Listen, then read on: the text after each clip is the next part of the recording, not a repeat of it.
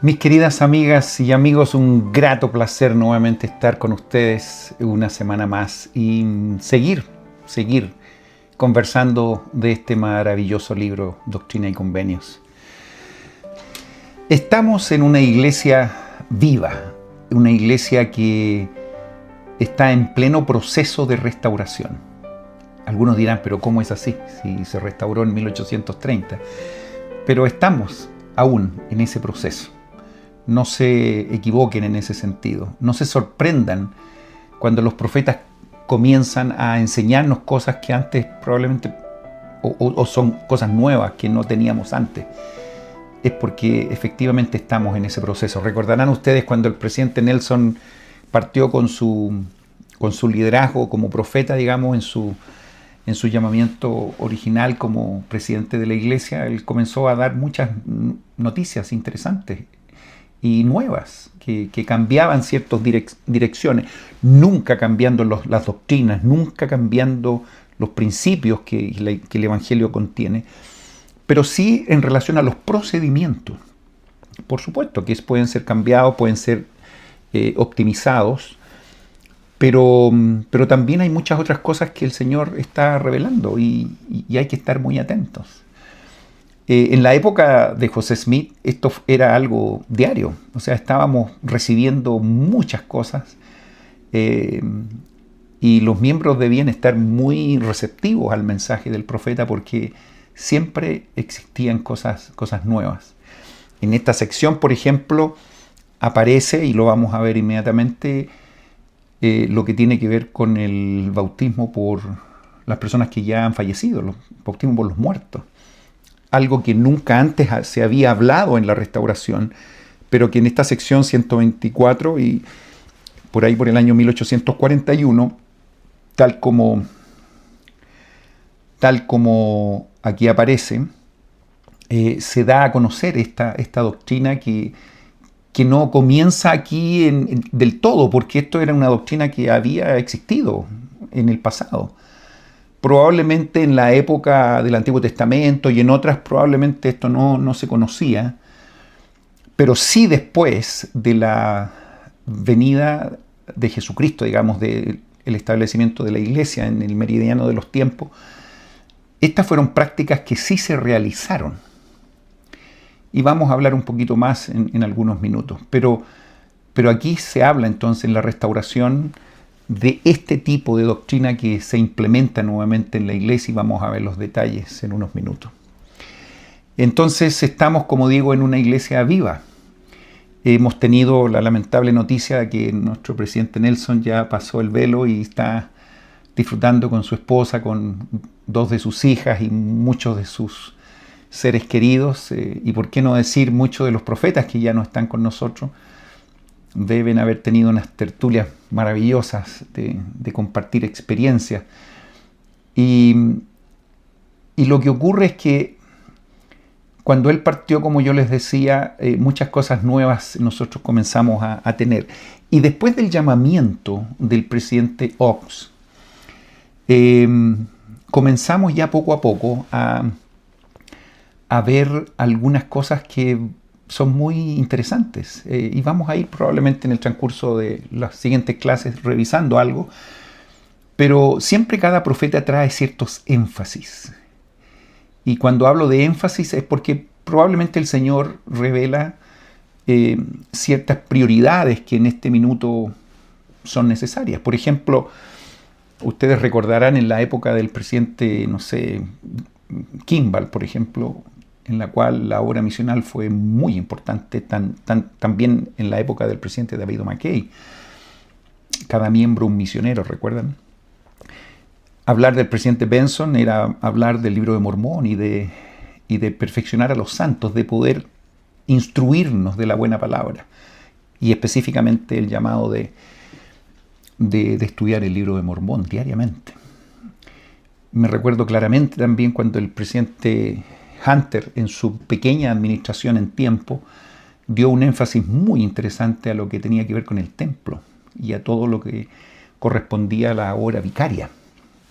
Redención de los muertos, perfección de los santos, el presidente Benson, el presidente Kimball predicar el Evangelio. Se fijan que ahí en 3 profetas ya vemos los 3 grandes fundamentos que el Evangelio normalmente tiene, y hemos aprendido que ahí está toda la estructura: obra misional, perfección de los santos y redimir a los muertos. La obra que nosotros tenemos que hacer. Bueno, el presidente Nelson nos ha dado, y también pasó el presidente Monson, por cierto. Ahora, el presidente Nelson nos hablaba de el poder salvar, el poder reunir a Israel. Recuerda de las 2 partes del velo. Y los templos fue fundamental. Imagínense, 200 templos anunciados en su periodo. Y un gran énfasis en eso. No es extraño, por ejemplo, que ahora, en estos pocos días de administración del presidente Ox, no sé si ustedes vieron la noticia, pero ya hay una pequeña corrección en la introducción de la sección 119 de Doctrina y Convenios. Si no lo han visto, búsquenlo y van a saber de qué estoy hablando. Especialmente cuando hablamos de el diezmo. ¿Recuerdan en esa sección 119 hace 2 clases atrás? Que daba como la impresión de que el diezmo fue dado como para reemplazar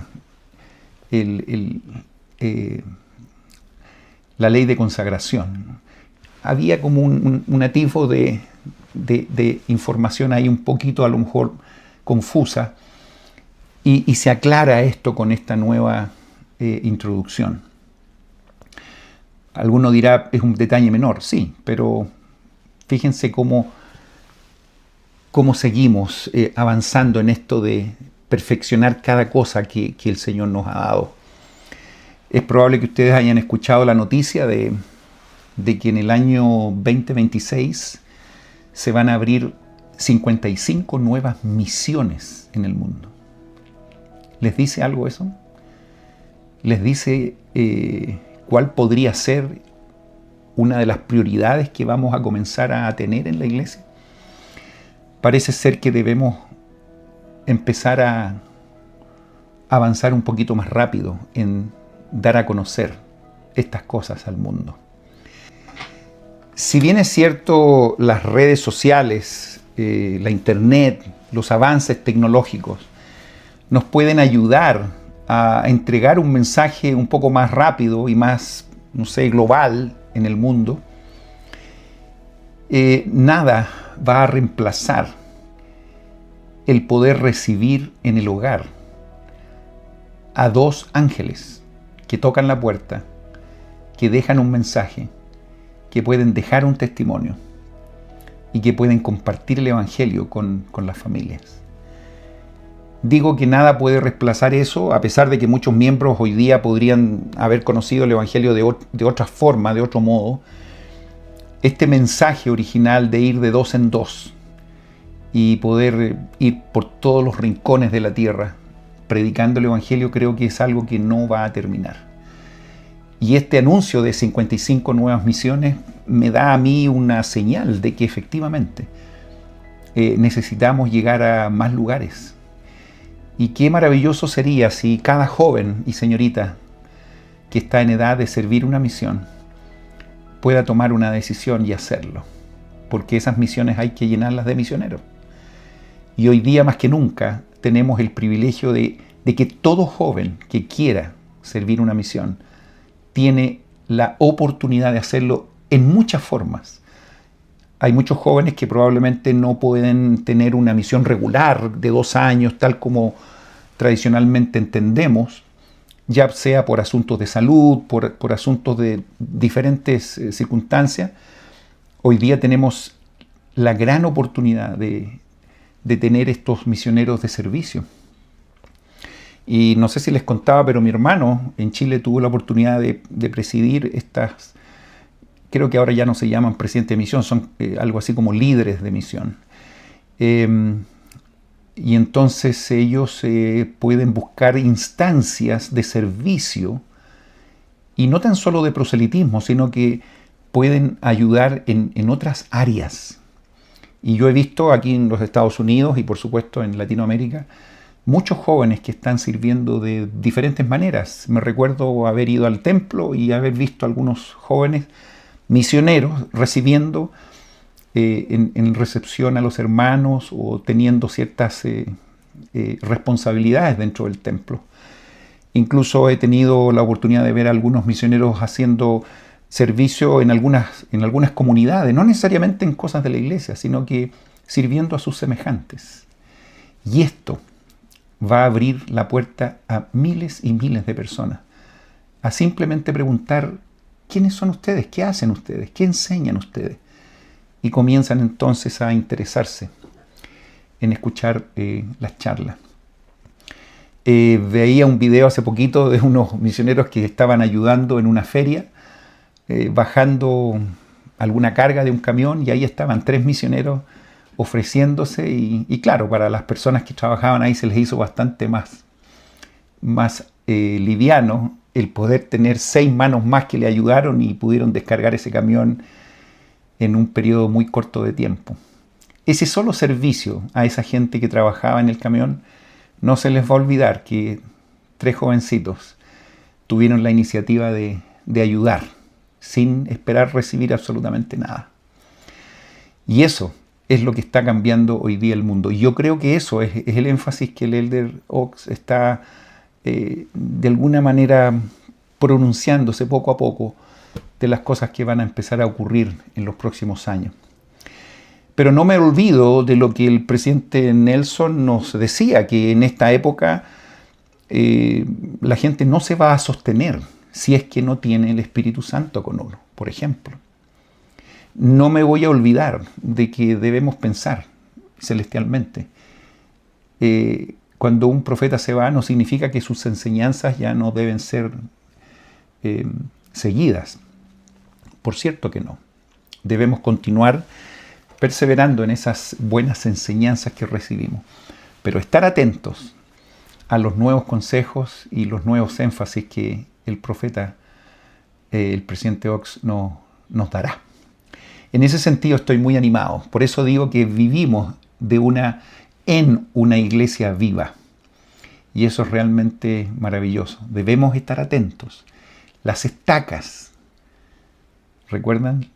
Amplíen estas estacas, estas cuerdas, esta tienda. Necesitamos poner más estacas a través del mundo para que la gente pueda tener la protección del Evangelio. Hay que invitar a todos a venir a Cristo. Esa es nuestra gran misión. Y no tan solo mía ni de los misioneros, sino que también de ustedes, de todos. Absolutamente comprometidos con esta misión. Espero que ustedes, así como yo la semana pasada y lo que corresponde al estudio de esta semana,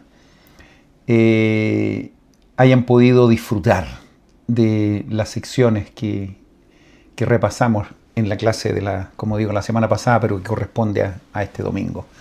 Me refiero a las secciones 121, 122, 123. Fundamentalmente estas experiencias que el profeta José Smith vivió. Cuando digo experiencias, no necesariamente me estoy refiriendo a cosas agradables, sino que también fueron experiencias muy complicadas, muy terribles. Quizás conociendo el Evangelio podríamos decir que José Smith y los hermanos que ahí estuvieron en la cárcel por esos 5 meses pudieron de alguna manera vivir en un porcentaje quizás menor de lo que el mismo Salvador vivió en Getsemaní. No podemos dimensionar los sufrimientos, los pensamientos, las angustias que ellos tuvieron viviendo injustamente en ese lugar, fuera de sus familias. De hecho, recuerdan ustedes que el mismo Hiram, en ese tiempo en que él estaba ahí, uno de sus hijos nació. Y sabemos qué pasó exactamente después con ese hijo en el futuro, especialmente para el futuro de la iglesia. Bueno, él estaba ahí encarcelado y no pudo participar activamente del nacimiento de su hijo. Y bueno, demasiado sufrimiento, hermanos que estaban enfermos, Sidney Rigdon específicamente, él también tuvo que salir de la cárcel en ese minuto por razones de salud. Pero, insisto, las penurias y los desafíos que ellos vivieron ahí quedaron impregnados en su mente, en su corazón, en su cuerpo, por cierto. Y la única forma de mantenerse, me imagino, fue dependiendo de las cosas espirituales, de la oración, de la súplica. Estoy seguro que algunos de ustedes y muchos de nosotros hemos vivido circunstancias quizás no tan extremas como esa, y es el momento en que a veces nosotros abrimos nuestro corazón y empezamos a depender un poquito más de Dios.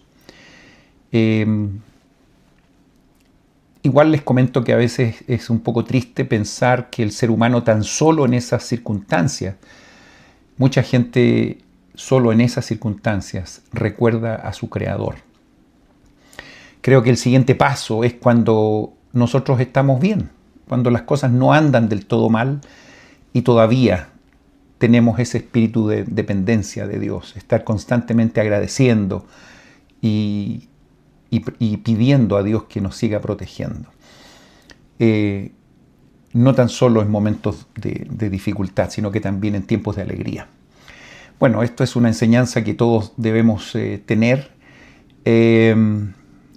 Y definitivamente cuando vivimos ese tipo de experiencia empezamos a valorar los momentos que son también buenos. Los tiempos de salud, cuando estamos tranquilos, cuando estamos con la familia. Llegan a ser momentos realmente extraordinarios. Ahora tenemos la promesa que vamos a tener ese tipo de vida si es que somos obedientes y vamos a poder vivir en paz eternamente con Dios y con aquellos que queremos. Esa es nuestra gran esperanza y esto es lo que el Evangelio nos invita. Es imposible no tener un sentimiento de gratitud y de admiración a nuestro querido profeta José Smith por todas las cosas que le tocó vivir. Y aquí no termina esta historia. Vienen más o menos 5 años y un poquito más de muchos desafíos, hasta que finalmente, bueno, ustedes ya saben, no quiero hacer spoiler de lo que va a ocurrir en las próximas clases, pero sabemos que José Smith y su hermano fueron asesinados y pasaron un par de años más cuando esto se concreta. Pero no vamos a ver los detalles hoy día con respecto a eso, sino que vamos a decirles que en esa etapa de la cárcel de Liberty, efectivamente ellos tuvieron la ayuda, por así decir, de algunas personas que trabajaban ahí, algunos carceleros, y finalmente fueron ayudados para que ellos pudieran escapar. Sabemos que las acusaciones eran absolutamente falsas y finalmente, como decíamos la semana pasada, no se llegó a un juicio final por los cargos que ellos tenían y por las cuales ellos estaban en la cárcel. Pero bueno, pasaron algunos meses, finalmente José Smith y muchas de las personas comenzaron a ir hacia más al norte de donde está ese lugar de Independence. Pasaron por supuesto por Far West, pasaron por Adán-on-Dieman y finalmente siguieron hacia el norte y se encontraron con algunas tierras, algunos lugares un poco más tranquilos y también encontraron algunas mejores actitudes de personas que vivían por ahí por el estado de Illinois y también el estado de Iowa, que justamente lo parte el río Mississippi. En un lado está Iowa y el otro lado está Illinois. Y entonces ellos, buscando algunos lugares donde poder estar un poco más tranquilos, se encontraron con un lugar bastante, bueno, primero que nada tranquilo, pero también no del todo perfecto en términos de tierra, en términos de clima, en términos de condiciones. Pero lo primero que ellos andaban buscando era la tranquilidad, sabiendo de todas las experiencias que tenían anteriormente, partiendo del condado de Jackson en Missouri y todo lo que pasó también en Far West, todo lo que pasó también en Dan-on-Diamond, que la gente comenzó a echar a los miembros de la iglesia por causa de este dictamen del Estado, recuerdan ustedes, de exterminio. O sea, así de complicado fue. A veces la palabra exterminio suena como simplemente tomar un arma y matarlos, pero en realidad en ese tiempo fundamentalmente tenía relación con sacarlos de ese lugar, principalmente. Obviamente, si eso para ellos no era un éxito, podían intentar incluso ser más agresivos y hasta llegar a ir en contra de sus vidas. Situaciones que ocurrieron en esa instancia. Incluso uno de los apóstoles, recordarán ustedes que también falleció en una de las batallas ahí. Fue algo muy triste. Por lo tanto, definitivamente los miembros de la iglesia no podían permanecer ahí porque sus vidas estaban en peligro. Entonces comenzaron a buscar otras tierras y fue así después de la liberación de José Smith. Empezaron a tratar de buscar otros lugares más seguros y encontraron un lugar por ahí por Illinois, como digo, específicamente se llamaba Commerce, que finalmente llega a ser lo que nosotros conocemos y ustedes han escuchado, lo que tiene que ver con Nauvoo. Y efectivamente ese nombre ya para nosotros es bastante más familiar. Y claro, a veces nosotros tenemos el concepto de que Nauvoo era la hermosa se llamaba, era una ciudad muy bonita que después llegó a ser, pero en su comienzo eran pantanos, eran lugares que probablemente la tierra no estaba muy dispuesta para ser sembrada o aprovechar eso para el beneficio de la gente. Sin embargo, por lo menos tenían tranquilidad por un lado, pero era una tierra muy húmeda, habían muchos pantanos, insisto. Una de las características, y me ha tocado estar ahí, a pesar de los años, la humedad y la cantidad de mosquitos que hay ahí es impresionante. Me recuerdo haber estado un par de días ahí con mi familia y si uno no tenía un repelente, lo pasaba muy mal hasta el día de hoy. Y ustedes saben, es probable que hayan estudiado algo con respecto a esta situación. Los miembros llegaron ahí, definitivamente llegaron y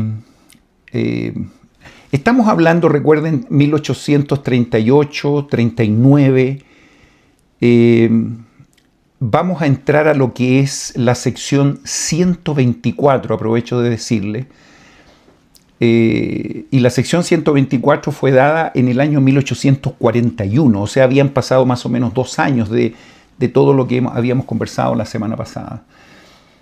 Y muchos hermanos ya comenzaron a moverse a este lugar, a Illinois. Y en esa época ya cuando esta revelación se dio, se habla de más o menos 3.000 miembros que habían llegado. En ese tiempo ya las misiones en Gran Bretaña eran también muy exitosas. Habían muchos miembros que se estaban bautizando. El éxito misional ahí fue espectacular, impresionante. Se bautizaban a veces decenas de personas. Y en ocasiones, en un periodo muy corto, habían centenas de personas que se ingresaban a la iglesia. Y eso, por supuesto, ayudó a fortalecer después que estas personas llegaron a América, digamos. Ayudó mucho para fortalecer la iglesia en relación a lo que había y lo que quedaba, porque también muchos de los miembros que estaban en estos lugares, muchos de ellos también comenzaron a apostatar. Recuerden ustedes la llamada apostasía de Kirtland en el año 1837 más o menos. Fue un momento de muchos desafíos, de muchos hermanos que dejaron de asistir y algunos comenzaron incluso a atacar la iglesia. Se cuenta, y lo vimos la semana pasada, se cuenta incluso la participación de 4 apóstoles que salieron de la iglesia. Recuerden también que los 3 testigos estaban dentro también de los hermanos que por diferentes razones salieron de la iglesia. Muchos de ellos, les recuerdo que también después de los años volvieron, pasaron 10, 20 años y muchos de ellos volvieron arrepentidos.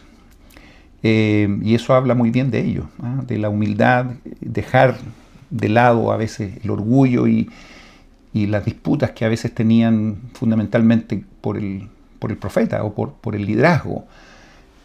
Bueno, cada uno tenía sus propios argumentos y bueno, si les gusta la historia, ustedes ahí se van a entretener mucho al revisar todas las historias que se cuentan en la historia, que están ahí disponibles en los libros, estos tomos de santos, qué sé yo, o lo que ofrece la página oficial de la iglesia. Hay mucha información ahí.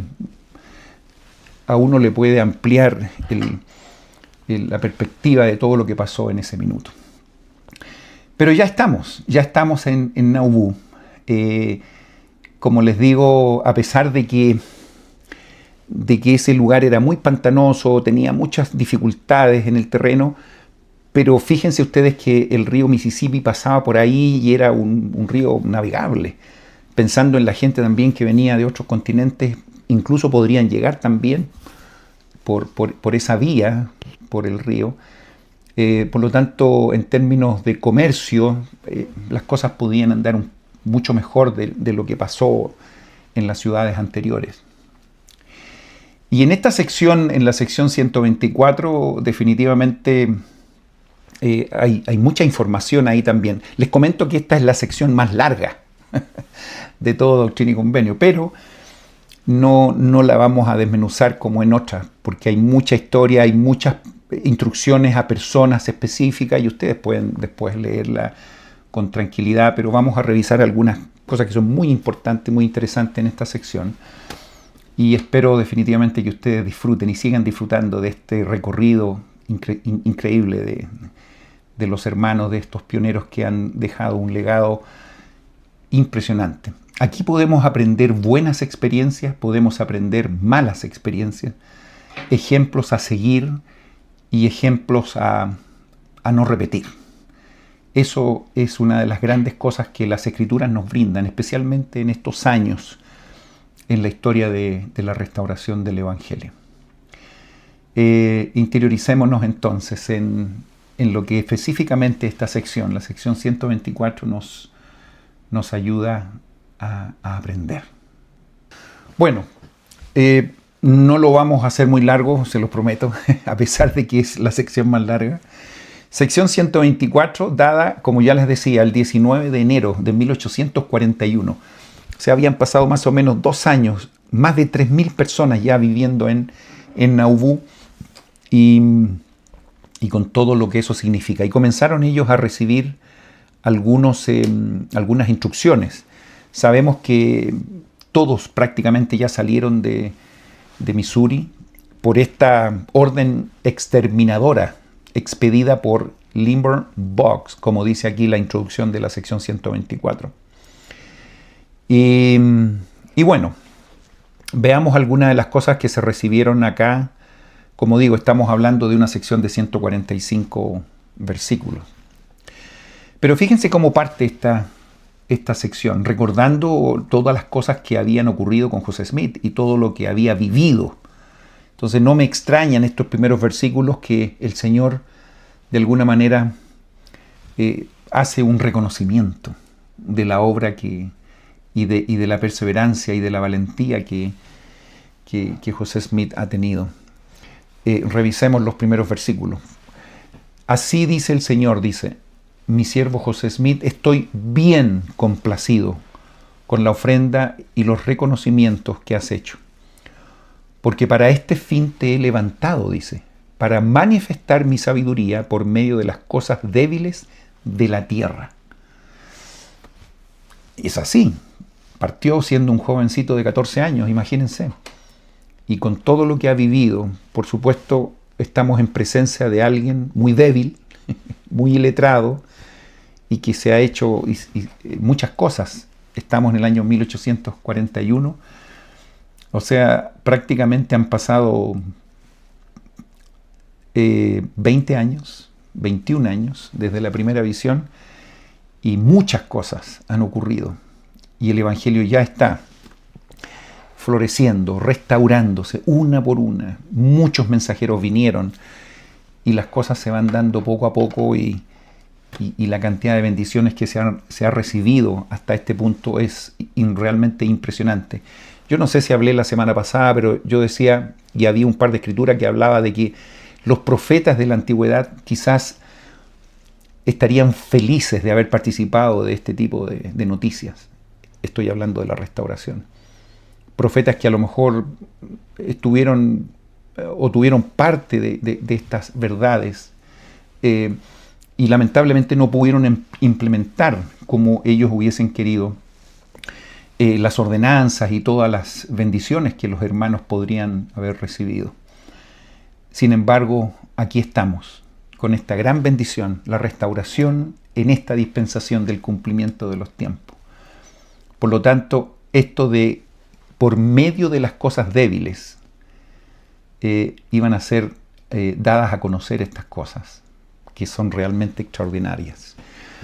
Tus oraciones, dice el versículo 2, son aceptadas delante de mí. Y como respuesta te digo que ahora eres llamado para hacer inmediatamente, fíjense, una proclamación solemne de mi evangelio y de esta estaca que he asentado para ser una piedra angular de Sión. Está entonces este mandato de hacer, y fíjense cómo habla ahí de que ojalá se haga inmediatamente, una proclamación solemne de mi evangelio. Bueno, está este mandato, esta instrucción, y básicamente para que esta declaración fuese no tan solo para los miembros, sino que al contrario, para la gente que no era miembro, y veamos el alcance que iba a tener esta proclamación, versículo 3. Se hará esta proclamación a todos los reyes del mundo, hasta sus 4 ángulos, al honorable presidente electo, a los eminentes gobernadores de la nación en que vives y a todas las naciones de la tierra esparcida en el extranjero. Y después dice cómo debe ser escrita.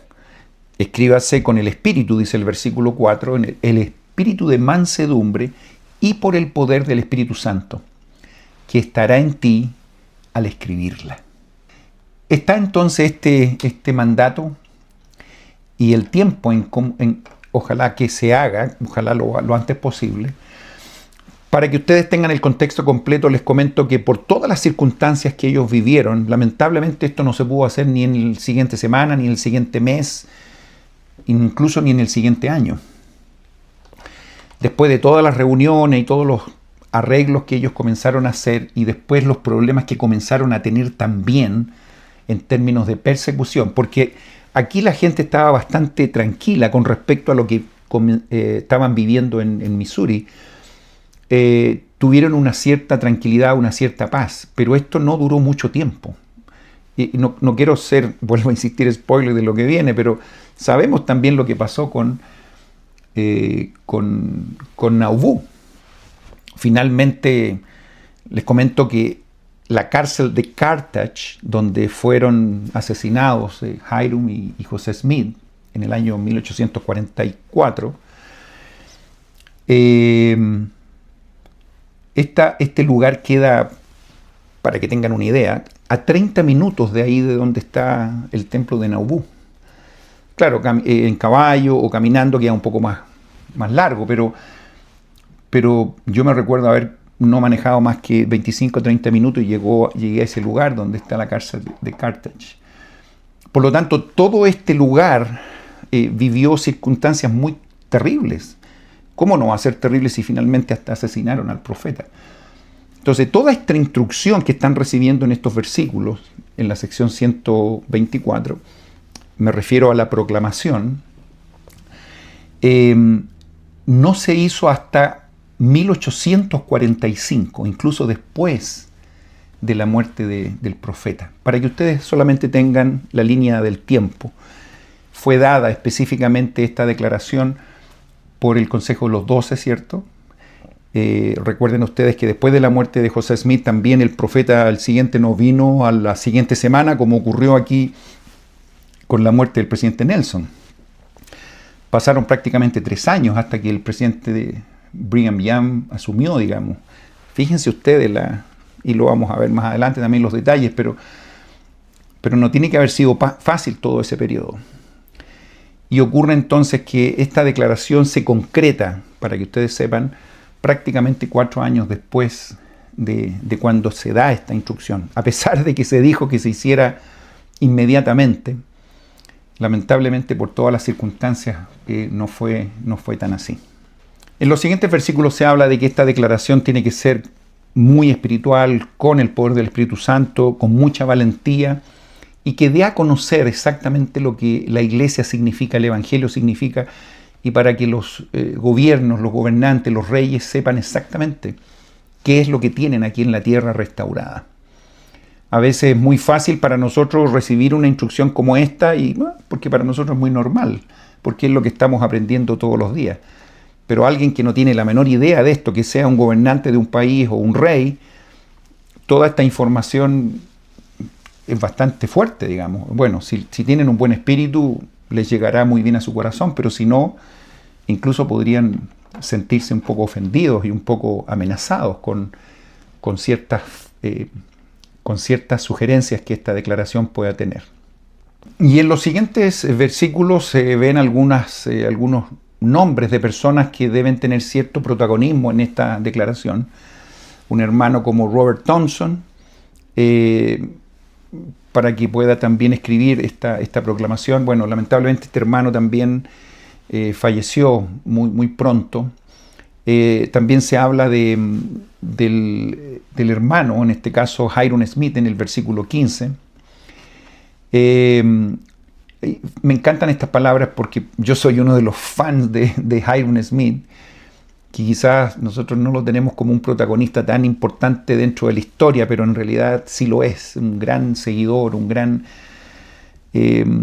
personaje muy fiel que tiene todos mis respetos. Además de cierto os digo, el 15 dice, bendito es mi siervo Hyrum Smith, porque yo el Señor, qué maravillosas palabras, dice, lo amo a causa de su integridad, de su corazón, y porque él ama lo que es justo ante mí, dice el Señor. Bueno, Hyrum Smith siempre está con algunos versículos muy puntuales, pero quizás no es el protagonista principal de algunas historias, sino que siempre está ahí apoyando, siempre está como un líder en la sombra, digamos, apoyando a su hermano menor. Me refiero a José Smith. Y bueno, el Señor lo bendijo sin ninguna duda a Hyrum.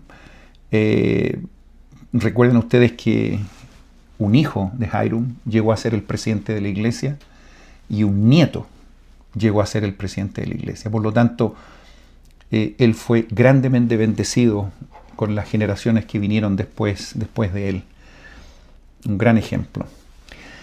Y después habla en el versículo 16, además, mi siervo John C. Bennett dice, te ayudará en la obra de enviar mi palabra a los reyes y pueblos de la tierra. Y te sostendrá a ti, mi siervo José Smith, en la hora de aflicción, dice, y no fallará su recompensa. Y aquí hay como una coma, y hago este acento porque ya les explico. Y no fallará su recompensa si acepta consejo.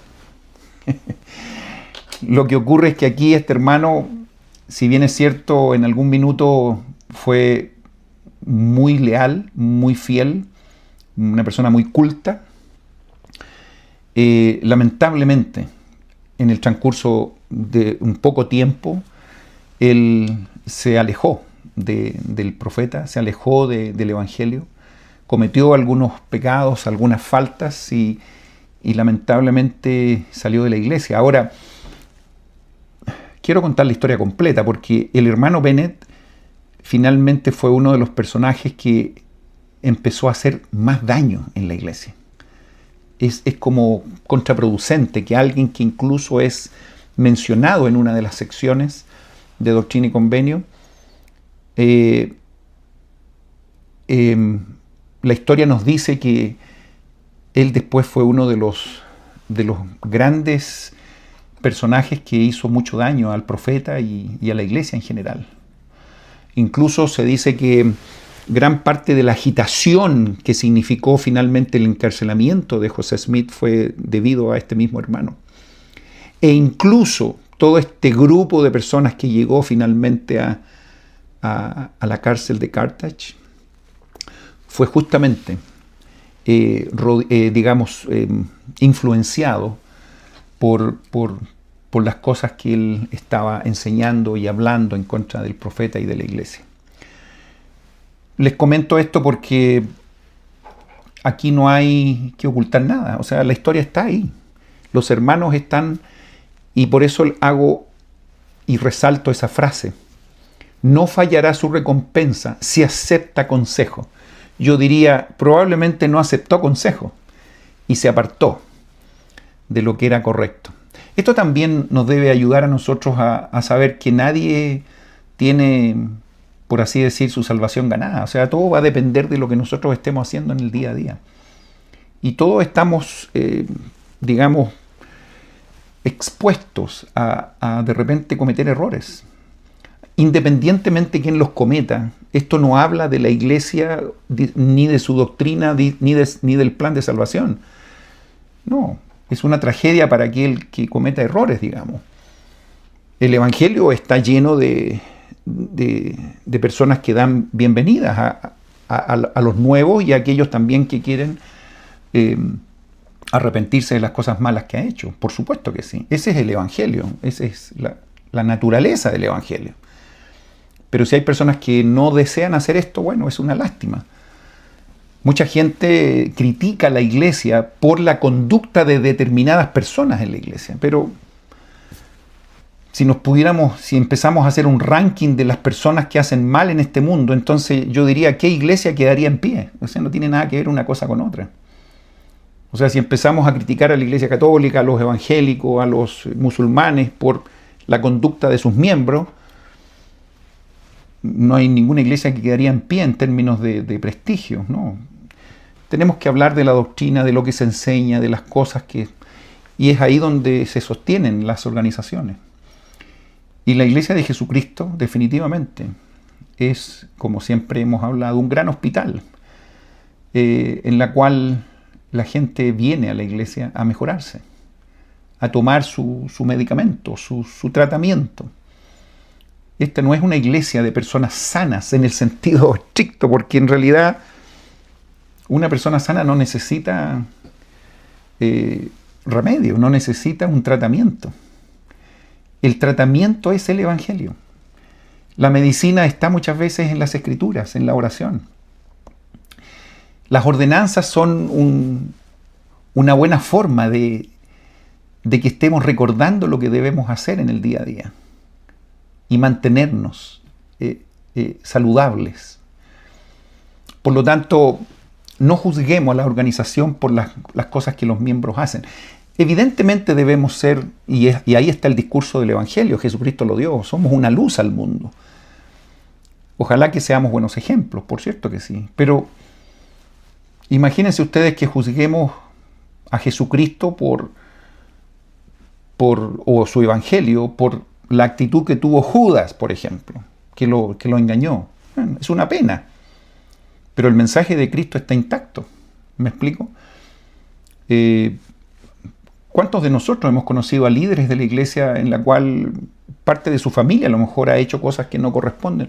Pero no por eso podríamos pensar que el obispo está obrando mal o que la iglesia o el profeta está enseñando cosas incorrectas. No, cada uno tiene sus libertades, su albedrío y lo ocupa y lo desarrolla y sigue las instrucciones o a veces las desobedece. Todos. ¿Quién podría decir que nadie ha cometido un error? Yo me pongo al principio de la fila de los errores. Pero aquí estamos tratando de que las cosas anden mejor y de tomar mejores decisiones en el futuro. Todo este discurso es para decirle que el hermano Bennett no fue uno de ellos, lamentablemente. Y les quiero contar que los grandes problemas que la iglesia tuvo en ese tiempo, evidentemente, yo diría el 95% o el 99% de los problemas que existieron fueron de ex miembros de la iglesia. De ahí que los abuelitos nuestros, recuerdan ustedes que nos enseñaron muchas veces frases que son, que traen consigo unas verdades impresionantes. Una de ellas, por ejemplo, es que no hay peor astilla, no sé si lo entienden, en Chile lo usamos mucho, no hay peor astilla que el del propio palo. No sé si lo entenderán. Eso habla de que normalmente los problemas vienen desde dentro. Nadie va a hacer tanto daño a una familia como cuando alguien de dentro de la familia comete algún error o hace daño. Lo mismo pasa en una organización o en un país. No sé.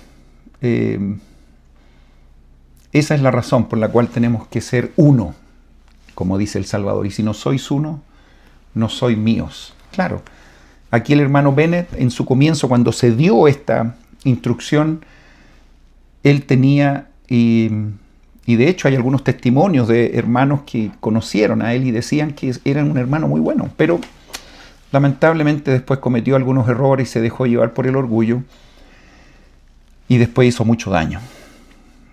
Está el sentimiento de que podamos hacer las cosas bien y si lo hacemos, el Señor nos va a recoger, nos va a aceptar, como dice el versículo 19, para que cumplida su obra yo lo reciba, como recibí a mi siervo David Patton. Justamente este fue el apóstol que fue muerto, que podríamos decir que fue el primer mártir de la restauración, que está conmigo ahora, dice el versículo 19. Y también a mi siervo Edward Partridge, ¿recuerdan el primer obispo? Y a mi anciano siervo Joseph Smith, padre, que se sienta a la diestra de Abraham, y bendito y santo es él, porque es mío. Personas que allá habían dejado este mundo. Bueno, sigan leyendo algunas de las cosas que está acá. Hay muchas personas involucradas. Sin embargo, en el versículo 22 hay una instrucción muy específica que tiene relación con edificar una casa en mi nombre. Y tiene un objetivo muy interesante. Versículo 23 dice, y será una casa de hospedaje, una casa en donde el forastero que venga de lejos pueda alojarse. Esto también me gusta mucho porque siempre hay denominaciones u organizaciones que tienden a aislarse del mundo, y hay organizaciones también que no dejan entrar a nadie, de modo que, por así decirlo, los dejen tranquilos y vivir tranquilos. Pero este solo hecho de hacer una casa que será como una casa de hospedaje es una invitación para que la gente pueda visitar esos lugares y que pueda tener un hotel, pueda tener una casa para que pueda llegar y pueda descansar, que de alguna manera ese solo hecho les está diciendo al mundo, vengan, conózcannos, aquí estamos, e incluso tenemos un lugar para que ustedes descansen y puedan quedarse una temporada. Y justamente habla ahí, para que el viajero cansado goce de salud y seguridad mientras reflexione sobre la palabra del Señor. Se fijan, siempre buscando el sentido misional, para que puedan entender de que en ese lugar ellos podían definitivamente conocer algo maravilloso. Me encanta ese versículo en la cual se habla de el construir esta casa de hospedaje. Pero en estos versículos estoy dando el detalle de esta casa de hospedaje, pero en general aquí se está volviendo a dar el mismo mensaje que se dio en muchas otras ciudades, de edificar una casa al Señor. Es interesante y sintomático de lo que ha ocurrido desde que salieron de Nueva York, porque prácticamente este es el quinto lugar donde el Señor habla de que hay que construir una casa. Recuerdan ustedes que llegaron a Missouri, llegaron a Kirtland, Missouri, después Far West, a Dan-on-Diamond, y ahora están en Nauvoo. En estos 5 lugares se habla de que hay que construir una casa para Dios, por razones obvias. Y esas razones tenían que ver con muchas de las cosas que el Señor estaba restaurando, que era necesario que esta casa también estuviese construida. Primero, para poner en la mente de la gente a Dios. A veces yo pienso en lo que ocurrió en la época de Moisés. Era tan importante este lugar que era el tabernáculo, que ellos, como era un grupo de personas que no se quedaron estacionados, sino que estaban supuestamente buscando la tierra prometida, pero sabemos que el Señor los tuvo 40 años en el desierto por otras razones. Pero como se estaban moviendo, ellos tuvieron que construir este tabernáculo también, que era movible y que tenía el mismo propósito, justamente para que el Señor pudiera estar ahí, a pesar de que las ordenanzas y las cosas que ahí se hacían no eran exactamente de las que hoy día nosotros hacemos en el templo, pero el objetivo era bastante similar, que era estar en la presencia de Dios. Y ahí estaban. Y ellos se movían a lo mejor unos kilómetros para allá, y ahí llevaban el tabernáculo y lo ponían ahí, al medio de todos los lugares donde ellos vivían, las carpas, no sé, las tiendas. Por lo tanto, si era importante para ellos mantener eso, ¿cómo no iba a ser para ellos también aquí en la restauración, donde llegaban, inmediatamente tenían que comenzar a construir este templo? Pero más allá de construir, como yo lo había dicho ya en clases anteriores, más allá de construir un templo con murallas y con espacios limitados, ellos debían construir su propio templo, que por supuesto estaba en su corazón. Y está directamente relacionado con Sion, que también ellos podrían pensar que era un lugar físico. El condado de Jackson, después vámonos a Far West, vámonos a Danon Diamond, vámonos a Nauvoo. Entonces, vamos a buscar ese Sion. Pero en realidad Sion, hemos aprendido en la Escritura, que estaba en el corazón, los puros de corazón. Entonces, hay todo un mensaje que va más allá de la construcción de un edificio, que era importante hacerlo, pero tenía un propósito más que nada con los seres humanos, de construir su propio testimonio y su experiencia con Dios. Y algunos de los objetivos de esta casa del Señor era justamente porque el Señor necesitaba restaurar ciertas cosas. Versículo 28. Porque no existe lugar sobre la tierra a donde Él pueda venir a restaurar otra vez lo que estaba perdido para vosotros y lo que Él ha quitado, a saber, la plenitud del sacerdocio. Me encanta eso. Vayan y devuélvanse un poquito a la sección 84 y vayan a ver lo que pasó con Moisés.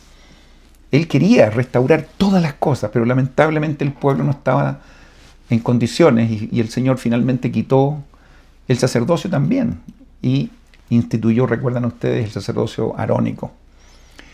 Incluso dice en el versículo 29, porque no hay una pila bautismal sobre la tierra en la que mis santos puedan ser bautizados por los que han muerto. Y aquí hay un tema maravilloso que se da por primera vez en la restauración. Es probable que José Smith haya recibido ciertas revelaciones, cierta instrucción, pero todavía estaba todo de a poquitito dándose. Y si bien es cierto, ellos ya habían construido de estas 5 alternativas que recién les mencioné, solamente se había construido el templo de Kirtland, que ya lo habían profanado, ya lo dejaron, no quedaba nadie ahí. Y por supuesto el Señor decía que cuando el Espíritu no estaba, el Señor no aceptaba estos edificios, y lamentablemente ese edificio ya no cumplía con sus requisitos. A pesar de la construcción del templo de Kirtland, recuerden que ahí no se hicieron investiduras como hoy día las hacemos en los templos. En ese templo no había una pila bautismal tampoco. Por lo tanto, en ese templo lo que más existió fueron unciones, lavamientos, algunas ordenanzas de ese tipo. Y también se utilizó para la escuela de los profetas, entre otras cosas. Oficinas también habían. Todo, por supuesto, cubierto con lo sagrado que era este lugar. Pero no existía una pila bautismal, como aquí se menciona. Por lo tanto, parece ser que la instrucción del templo de Nauvoo, que se le pide que lo construyan, debía ser también rápidamente, debían construir una pila bautismal. Y no tan solo para aquellos que estaban vivos, porque ellos podrían eventualmente bautizarse en un río, en cualquier parte, donde se bautizaban los miembros que estaban en ese minuto, pero aquí se habla específicamente de esta ordenanza maravillosa de poder ser bautizados por aquellos que ya no están en este mundo. Nos referimos a nuestros antepasados, a nuestros muertos. ¿Cómo no va a ser extraordinario? Ya empezamos se fijan, a ver cosas nuevas en esta restauración, otro elemento más que se incorpora. Y uno dice, bueno, ¿y de dónde salió esto? ¿Quién inventó esto? Bueno, esto es parte del plan de salvación.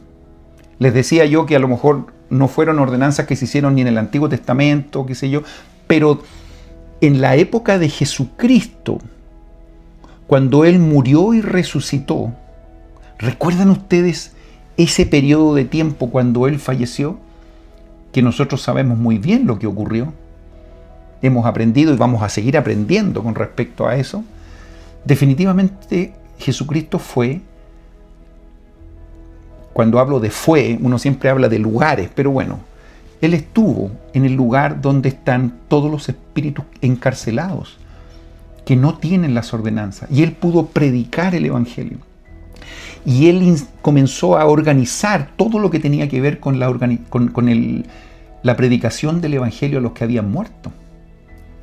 ¿Se imaginan qué obra más maravillosa?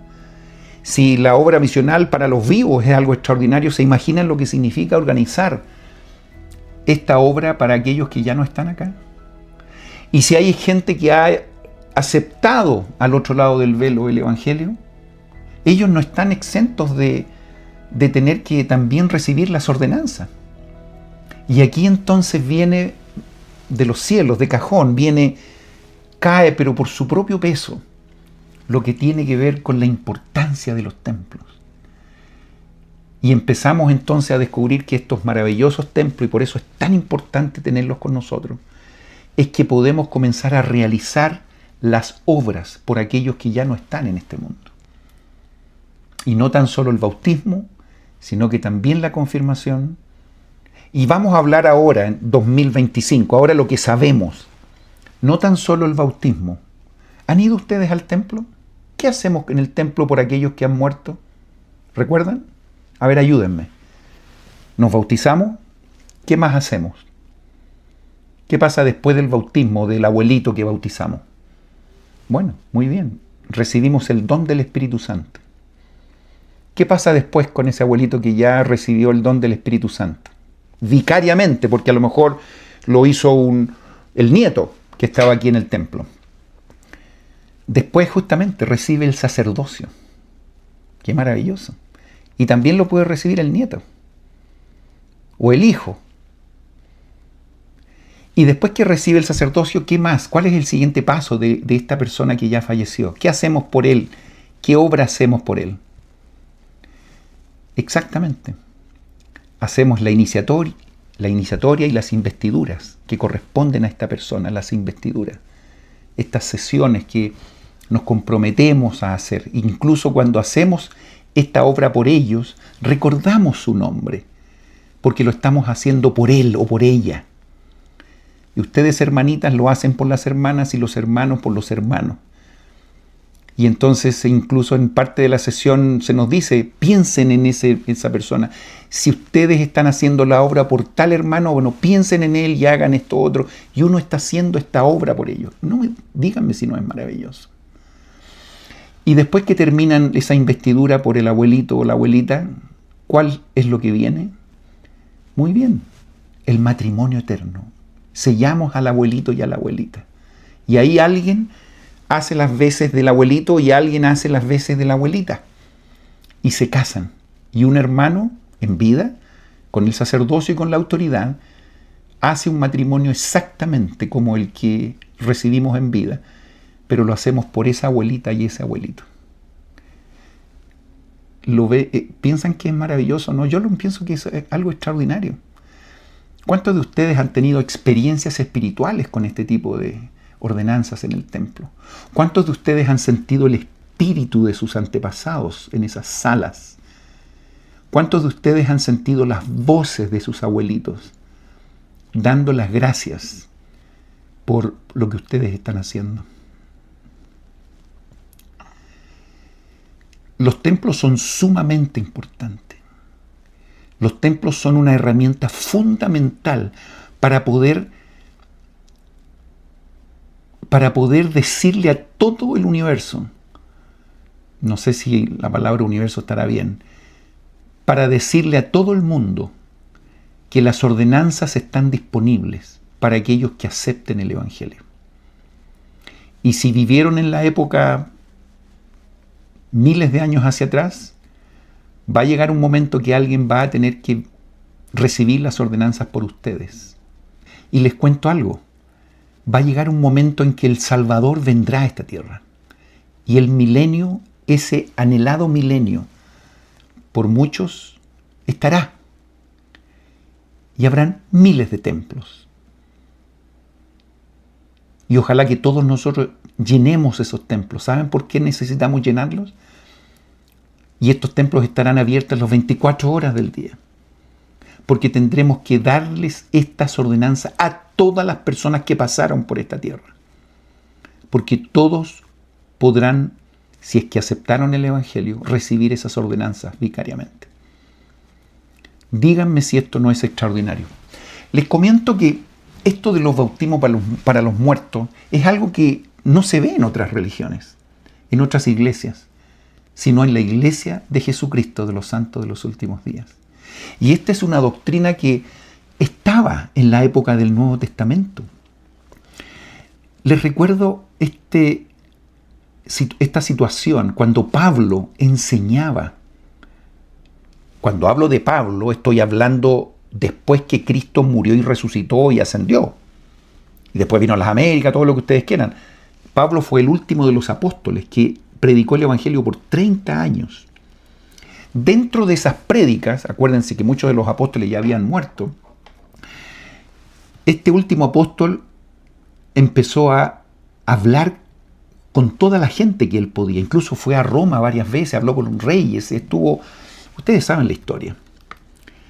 Pero él también fue tan difícil para él predicar que incluso él tenía que escribir algunas cartas y mandaba estas epístolas a diferentes grupos de personas.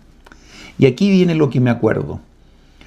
En ocasiones, por ejemplo, le mandó una epístola a los corintios. Y entonces les comento que muchas veces muchos pueblos tenían enseñanzas un poco tergiversadas. Estaban los Tesalónica, Corintios, los romanos. Todas estas epístolas tenían ciertas enseñanzas muy particulares. Y estas enseñanzas también estaban muy acorde con lo que ellos sabían del Evangelio. Pero a veces estaban distorsionadas las enseñanzas. Entonces, lo que hacía Pablo era explicarles esto de una mejor manera. Y aquí vamos a lo que ocurre. En la época de los corintios se hacían bautismos por los muertos. ¿Sabían eso ustedes? En la época de los corintios, después de Cristo, se hacían bautismos por los muertos. Entonces uno dice, pero ¿cómo el hermano Calquín dice eso? Bueno, porque hay un versículo que a veces la gente no entiende mucho. Y aquí se los voy a tratar de explicar. Ocurre que los corintios no creían en la resurrección. Ellos pensaban que morían y ya está. Eso era cortar el evangelio de una. O sea, se supone que Cristo en sí mismo, Él enseñó que todos íbamos a resucitar, como resucitó Él. Pero los corintios no creían en la resurrección. Entonces, en la enseñanza que Pablo, este apóstol, le enseñaba a los corintios, tomaba esta doctrina del bautismo por los muertos para entregar la enseñanza de que en realidad todos vamos a resucitar. Entonces ahí se desprende esa escritura. En 1 Corintios 15, 29, ustedes conocen este versículo de memoria, pero me di el tiempo de explicarlo porque, insisto, hay mucha gente que no lo entiende y no lo interpreta adecuadamente. Pablo les dice a los corintios, Acuérdense que ellos no creían en la resurrección. Y esta es la enseñanza. De otro modo, ¿qué harán los que se bautizan por los muertos? Ahí está entonces concretamente Pablo diciéndole que se bautizaban por los muertos. Entonces le menciona esto para enseñar otro principio. ¿Qué harán los que se bautizan por los muertos si en ninguna manera los muertos resucitan? Entonces, como ellos no creían en la resurrección, les decía, entonces, ¿para qué ustedes se bautizan por los muertos si los muertos no resucitan? Absurdo, no lo hagan. ¿Para qué lo hacen si ustedes no creen en la resurrección? ¿Para qué se están bautizando por los muertos entonces? ¿Me explico? Repito, de otro modo, ¿qué harán los que se bautizan por los muertos si en ninguna manera los muertos resucitan? ¿Qué es lo que estaba diciendo Pablo? ¿Saben qué? Sí resucitan. Todos vamos a resucitar. Por lo tanto, sigan bautizándose por los muertos porque todos resucitaremos. Entonces después le hace la última pregunta. ¿Por qué pues se bautizan por los muertos? Estoy leyendo 1 Corintios 15, 29. En este punto, Pablo está como usando un poco el sarcasmo. Y es una forma de enseñar un principio. ¿Y por qué el sarcasmo? Porque le está diciendo, miren, ustedes se están bautizando por los muertos y piensan que nadie va a resucitar. ¡Qué absurdo lo que están haciendo! ¿Para qué lo hacen? ¿Para qué se bautizan por los muertos entonces? Si en ninguna manera los muertos resucitan. Doy vuelta el argumento y les digo, sigan bautizándose por los muertos, porque la resurrección es real. Y ese era el concepto que quería Pablo enseñarle a los corintios. Por lo tanto, ese solo versículo nos enseña de que el bautismo por los muertos es una doctrina verdadera, enseñada correctamente. Y recién aquí en la sección 124 es el primer momento en que esta doctrina aparece y que para nosotros puede ser muy conocida porque si hemos ido al templo sabemos que todo lo que se hace ahí es por aquellos que ya han fallecido. Y si bien es cierto, se habla tan solo del bautismo, el bautismo en realidad es la puerta de entrada al reino del Señor. Y en delante yo hice este trabajo de ver todo lo que hacemos en el templo por los abuelitos, porque son estas 5 ordenanzas que todo ser humano debe recibir si quiere entrar al reino del Señor. Si estamos aquí vivos, me bautizo, recibo el Espíritu Santo, el sacerdocio en las capillas, porque estoy vivo. Pero la investidura y el matrimonio eterno lo hago en el templo. Pero si lo hago por alguien que murió, las 5 cosas se hacen en el templo por alguien en forma vicaria. ¿Me explico? Todo esto es para decirles que esta doctrina maravillosa se está implementando en la restauración y José Smith, después de recibir del Señor esta información, comienza a ayudar a la gente a que entienda esto. Y por eso les dice, necesitamos un lugar, rápidamente, construir un templo. Y lo primero que deben hacer es la pila bautismal. Necesitamos una pila bautismal. Incluso le dio una fecha. No voy a leer, ustedes por favor lean, les voy a contar la historia nomás. Incluso les dice, mire, como no tenemos pila bautismal, comencemos a hacer estos bautismos por los muertos y los vamos a hacer aquí en el río Mississippi, ¿les parece? Pero les voy a dar una fecha. Si ustedes no tienen lista la pila bautismal en el templo en esta fecha, no voy a aceptar esos bautismos en el río. ¿Estamos? Estamos. Y se comenzaron a hacer estos bautismos por los muertos. ¡Ah! ¡Qué felicidad más grande! Les comento algo. Emma, ¿ubican ese nombre? Exacto, la esposa de José Smith. Hizo la obra por su madre. Hicieron la obra también por su papá. Recuerdan que ellos eran un poquito ajenos a lo que era la iglesia, incluso no se llevaban muy bien con su yerno. Pero Emma tiene que haber sentido el espíritu de sus padres en estas ordenanzas. Porque a veces uno dice, bueno, ¿cómo vamos a hacer las ordenanzas por cualquiera? Sí, hagámoslas, y por todos. Ellos después aceptarán o no aceptarán. Pero nosotros lo vamos a hacer, sí o sí. Se bautizaron por José Smith padre. ¿Cómo lo hallan? ¿Piensan ustedes que José Smith ¿Derramó alguna lágrima bautizándose quizás por su papá? Por cierto que sí, de emoción, de felicidad. ¿Alguien más tienen en su mente? ¿Recuerdan el hermano de José Smith que falleció cuando él era un joven? Exacto, Alvin. ¿Pueden imaginar lo extraordinario que tiene que haber sido ese momento sabiendo que estaban bautizándose por esta gente que ya partió? Tantos hermanos que tienen que haber recibido experiencias espirituales maravillosas. Lo hicieron ahí en el río Mississippi, pero tenían el desafío de hacerlo en el templo de Nauvoo lo antes posible. Y no es extraño que lo primero que se terminó justamente fue en el subterráneo la pila bautismal. Las cosas, digamos, se comenzaron a hacer bastante lo más rápido que ellos pudieron, pero les comento que el piso normal y el segundo piso no estaban terminados todavía, y el tercer piso lo terminaron antes, y se empezaron a hacer algunas investiduras ahí en el tercer piso. Y lo maravilloso es que estas cosas ya comenzaron a ser restauradas, y la alegría tiene que haber sido maravillosa. Bueno, especialmente cuando hablamos de estas ordenanzas, cuando se reciben y se entienden y se valoran, alguno dirá, ¿qué hacen dentro del templo? Cosas muy simples, pero son súper sagradas, así como lo es el bautismo.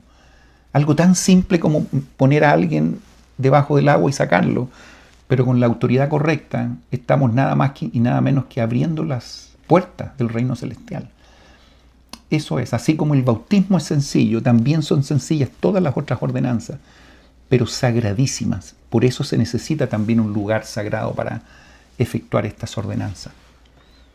Qué bendición, hermanos. Si tienen la oportunidad de ir al templo, háganlo lo más frecuente que puedan. Y si no han tenido la oportunidad, hagan los esfuerzos para recibir su recomendación y poder asistir y poder ayudar a tantas personas que están esperando al otro lado del velo para recibir estas maravillosas ordenanzas. Todo lo que estaba hablando está en los siguientes versículos. Versículo 30, 31, 32, habla de los tiempos, de dónde debían hacer estos bautismos. Ustedes pueden, por favor, continuar leyendo por sí mismos. Lo que hablábamos de Moisés, ustedes lo pueden encontrar en versículo 38. Ustedes, insisto, continúen leyendo. Pero me detengo en el 40. Y de cierto os digo, edifíquese esta casa a mi nombre, para que en ella pueda yo revelar mis ordenanzas a mi pueblo.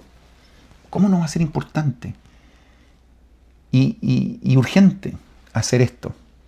Insisto, y por eso hablé de 5 lugares donde ellos ya debían haber hecho un templo y por razones externas ellos no pudieron hacerlo. Hicieron el de Kirtland, ahora estaban para construir ahí en Nauvoo. Ustedes ya saben lo que pasó ahí, después ocurrieron cosas terribles también. Finalmente el templo de Nauvoo fue incendiado. Ustedes, bueno, le vamos a dar más detalle más adelante. Pero en todo ese minuto era fundamental que estas cosas fueran reveladas y que fueran un elemento sumamente grato para los miembros. Y que nosotros podemos gozar de esas bendiciones hoy día de una manera extraordinaria. En el versículo 49 es importante esto, no lo voy a leer, pero aquí se habla mucho de lo que tenían que hacer en el condado de Jackson, hacer el templo y todo lo demás. Pero mucha gente trabajó diligentemente para que eso ocurriera, pero lamentablemente por situaciones externas esto no pudo efectuarse o llevarse a cabo. Y después al final del 49 dice, he aquí me conviene no exigirlas más a estos hijos de los hombres, sino aceptar sus ofrendas. Todos esos esfuerzos van a ser contados, más allá si esto se logró o no se logró, insisto, por situaciones externas. El Señor da esa tranquilidad para que la gente también entienda que tenían que avanzar, seguir adelante. Y en nuestras vidas también, en ocasiones, nosotros tenemos ciertas metas o ciertos logros que a lo mejor no hemos cumplido por diferentes razones, pero a veces nosotros hemos puesto todo el interés para que las cosas ocurrieran. Y lamentablemente, por diferentes circunstancias, las cosas no se dan. Estoy seguro que el Señor toma en cuenta nuestro esfuerzo, sin ninguna duda, mis queridos hermanos. En el versículo 51 ustedes pueden leer y digamos, redondear lo que estamos hablando.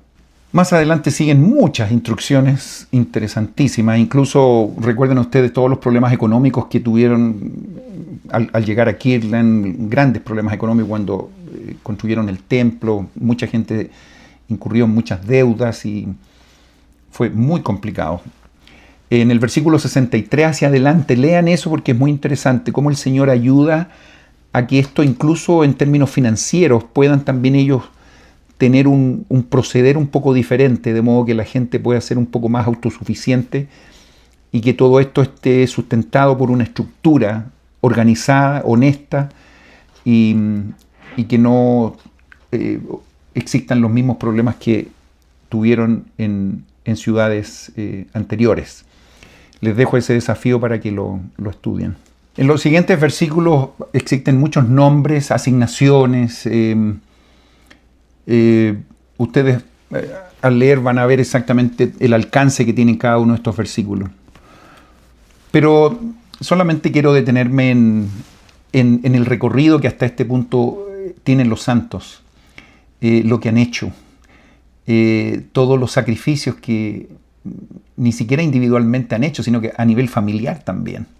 Muchos hermanos estando incluso enfermos. Le decía yo que este lugar de Nauvoo eran muchos pantanos, muchos mosquitos.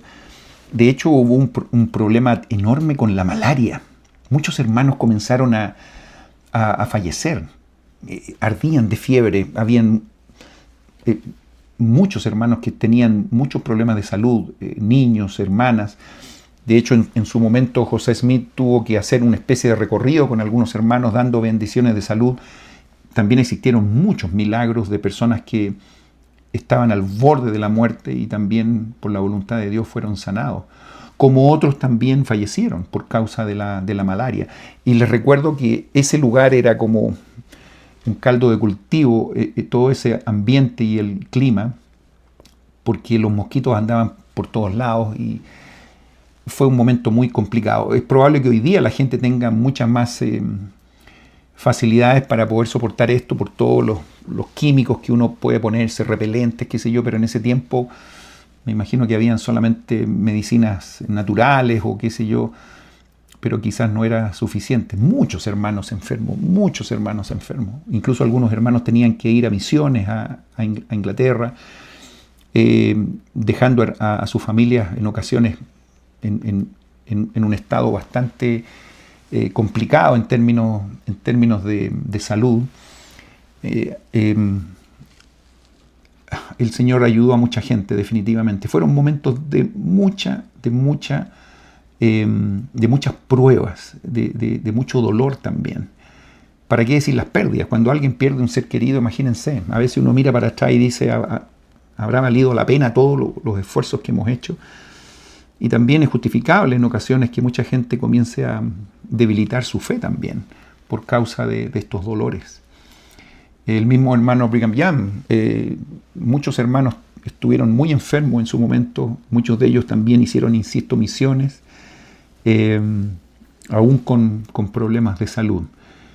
En algún minuto vamos a conocer los detalles de los sacrificios que estos hermanos hicieron. Y a pesar de que no tenemos los detalles, yo tengo un gran respeto para esta gente que sufrió lo que uno no se imagina para seguir fuerte con su testimonio. Y a veces yo pienso, todo lo que ellos hicieron, al final nosotros lo heredamos después de muchos años. Al tener una iglesia robusta, una iglesia con todas las llaves restauradas, con las ordenanzas, con los templos, con cada una de las cosas que se fueron día a día restaurando en nuestra iglesia. Mis queridos hermanos, no tengo palabras para demostrar la admiración que tengo por esta gente. Y también ni siquiera me queda el ánimo de juzgar a aquellos que a lo mejor quedaron en el camino. No sabemos los detalles. Hay mucha tristeza, por cierto. La misma tristeza que tienen ustedes al ver algún amigo familiar que ha dejado el Evangelio por diferentes razones. Muchas veces este alejamiento está muy unido a pecados, sí, hay que decirlo. A veces el no aceptar a los líderes, el no apoyarlos, a veces está muy unido a conductas que a lo mejor no están siendo correctas en nuestra vida. Pero bueno, más allá de juzgar individualmente a la gente, que no es nuestro papel, tenemos que ser fuertes para que nosotros también podamos triunfar en este camino, en nuestro propio camino. Ellos tuvieron sus desafíos, nosotros tenemos los nuestros. Y tenemos el gran desafío de ayudar a nuestros hijos, a nuestros nietos, a aquellos que vienen. Y les cuento algo, vivir hoy día tiene también desafíos bastante particulares y muy grandes. Claro que sí. Vivimos en un momento en que, no sé, estoy hablando la corrupción, el terrorismo, la drogadicción, la pornografía, a lo mejor tantas cosas que en el pasado a lo mejor no eran tan claras, no eran tan, diría, importantes, a lo mejor ni siquiera existían, no lo sé. Pero hoy día nosotros nos enfrentamos a un mundo terrible. Y no es extraño que los profetas siempre han dicho que los mejores hijos de Dios son los mejores espíritus, los más fuertes, quedaron justamente esperando estos últimos días, que serían momentos en que hay que tener un testimonio. Y lo dijo el presidente Nelson, no vamos a poder resistir el día a día si es que no estamos con el Espíritu Santo con nosotros permanentemente. Mis queridos hermanos y hermanas, lo único que puedo decirles al final de este punto es: no tengo ninguna duda que esta iglesia es la iglesia de Jesucristo. No tengo ninguna duda, mis queridos hermanos, que José Smith fue un profeta. No tengo ninguna duda que la restauración efectivamente está ocurriendo. No tengo la más mínima duda que el libro de Mormón es la palabra de Dios, otro testamento de Jesucristo. No tengo ninguna duda que si alguien tiene la intención de poder estudiar este libro, no va a haber ningún otro libro que va a poder acercarse a Cristo como a leer el libro de Mormón. Yo lo he hecho en mi vida en muchas ocasiones. Yo perdí la cuenta cuántas veces ya he leído ese libro. No quiero decir que lo entiendo todo, ni he hecho todo lo que ahí dice, pero lo que quiero decirles es que tengo un gran testimonio de que eso es verdad. Y que es la forma como el Señor organizó esta restauración. No es extraño que el libro de Mormón fue publicado en el año 1829, meses antes de la restauración oficial de la Iglesia de Jesucristo de los Santos de los Últimos Días. Por lo tanto, es nuestra responsabilidad dar a conocer estas cosas a aquellos que no lo saben. Así como yo lo hago por las redes, ustedes también lo pueden hacer, o con sus vecinos. He tenido mucha alegría en esta semana al hablar de José Smith, al hablar de la sección 121, ver a muchos de mis hijos también publicar en sus redes, en sus social media, en sus redes sociales, pensamientos, testimonios, referencias del profeta, o testificar del llamamiento de José Smith. No hay mayor alegría cuando veo a mis hijos hacer esto y testificar de Jesucristo. Quizás eso puede ser en una mínima expresión lo que siente nuestro Padre Celestial cuando nos ve a nosotros testificar de Él y de Jesucristo, que finalmente es el protagonista de esta obra. Mis queridos hermanos, vamos adelante. Tenemos profeta, tenemos primera presidencia, tendremos muchos más misioneros que estarán dispuestos a recibir nuestras referencias para enseñar.